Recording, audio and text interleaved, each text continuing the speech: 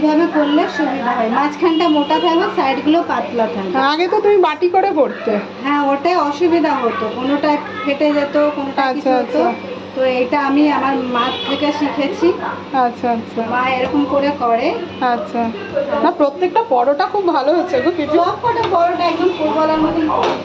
হ্যাঁ, প্রত্যেকটা পরোটা সুন্দর হয়েছে একদম। কে বলবে কেমন হয়েছে? হ্যাঁ, বাড়িতে করে, আমরা তো এখান দিয়ে পাঠাতে পারবো না, বাড়িতে করে খেয়ে বলতে হবে। আপনারা একদম অল্প তেল লাগে, অল্প বাটার লাগে, আপনারা যাতে যেমন। হ্যাঁ, বাবুরটা বাটারে করা হয়েছে।